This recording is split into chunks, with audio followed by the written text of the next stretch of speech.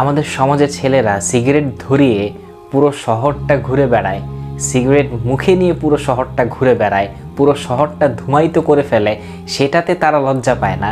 কিন্তু আপনি হাতে একটা মেসওয়াক নিতে লজ্জা পান। ওরা অশ্লীল সব শব্দে ভরপুর কালো ক্যাপটা পরে ওদের মা বোনের সামনে কোনো ধরনের দ্বিধা ছাড়াই ঘুরে বেড়ায়, আর আপনি একটা টুপি পরে মসজিদে আসতে পারেন না। আপনার ছোটরা কিংবা আপনার বয়সীরা আজকে ভাইরাল হয়ে যাচ্ছে, আপনার ছোটরা আজকে ভাইরাল হয়ে যাচ্ছে দেখে আপনি হতাশ হয়ে যাচ্ছেন, অথচ আপনি এভাবে কখনো ভেবে দেখেন নাই যে আপনি একবার তাসবিহ পড়লে আল্লাহ তাআলা 7 আসমানে আপনাকে ভাইরাল করে দেন, সমস্ত ফেরেশতারা আপনাকে নিয়ে আলোচনা করতে শুরু করে। এটা আপনি কখনো ভাবেন নাই? আপনার ইলম অর্জনের প্রতিটি পদে পদে আপনার পায়ের নিচে ফেরেশতারা ডানা বিছিয়ে দিচ্ছে, আর আপনি আপনার ওই ছোট ভাইকে দেখে হতাশ যাকে আমেরিকা লাল গাড়ি চায় সংবর্ধনা জানিয়েছে।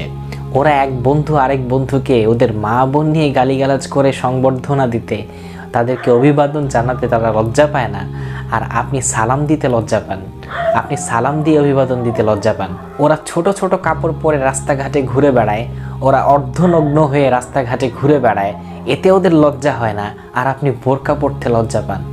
আপনি দিনকে রিজেক্ট করে চলে যাবেন, 10 জন আসবে আপনার জায়গায় ইসলামকে অ্যাকসেপ্ট করার জন্য। আল্লাহ তাআলার কিচ্ছু যায় আসে না। আপনি এত ছোট আর এত সংকীর্ণ চিন্তা নিয়ে ঘুরেন যে আপনি ইউরোপ আমেরিকায় চলে যাবেন সেখানে পড়াশোনা করার জন্য, তারপর সেখানে একজন সায়েন্টিস্ট হবেন, অথবা আপনি বড় একটা কোম্পানির সিইও হয়ে যাবেন। অথচ আপনার টার্গেট তো হওয়ার কথা ছিল, আপনি ইউরোপ আমেরিকা তো এত নিকটে, আপনার টার্গেট হওয়ার কথা ছিল আপনি 7 আসমান পাড়ি দিবেন। আপনি 7 আসমান পাড়ি দিয়ে আপনি বিশাল একটা জান্নাতের মালিক হবেন। আপনি বিশাল একটা জান্নাতের মালিক নিজে হবেন এবং আরেকজনকে মালিক বানাবেন। আপনি মানুষের গোলামি করবেন আর ওইদিকে স্বপ্ন দেখবেন বড় বড়। এটা কিভাবে সম্ভব? আপনাকে গোলামি থেকে বের হয়ে আসতে হবে। দ্বীনের প্রথম শিক্ষা লা ইলাহা ইল্লাল্লাহ, আল্লাহ ছাড়া আর কারো গোলামি করব না। কারণ কি? মা ইনদাকুম ইয়ানফাদু ওয়া মা ইনদাল্লাহি বাক। তোমাদের কাছে যা কিছু রয়েছে এই সব কিছু একদিন শেষ হয়ে যাবে, যেটা বাকি থাকবে সেটা কে? সেটা একমাত্র আল্লাহ তাআলা। তাই এখনই সময় আছে, এই সমস্ত সংকীর্ণ চিন্তাগুলো থেকে বের হয়ে আসেন। টার্গেট নেন, আপনি জান্নাতের মালিক হবেন।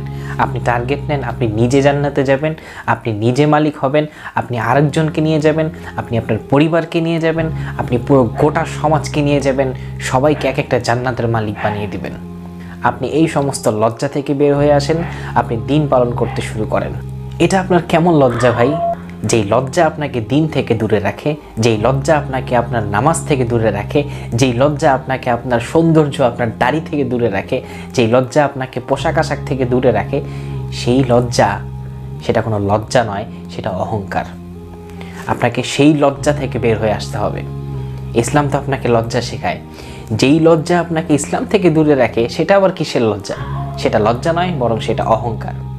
আল্লাহ তাআলা আমাদেরকে এই সমস্ত অহংকার থেকে এবং এই সমস্ত ছোট্ট ছোট্ট সংকীর্ণ চিন্তা থেকে বের হয়ে এসে বড় বড় চিন্তা করার তৌফিক দান করুক। সকল মানুষকে নিয়ে জান্নাতে যাওয়ার তৌফিক দান করুক। আমিন। ওয়া আখিরু দাওয়ানা আনিল হামদুলিল্লাহি রাব্বিল আলামিন। ওয়াসসালামু আলাইকুম ওয়া রাহমাতুল্লাহি ওয়া বারাকাতুহু।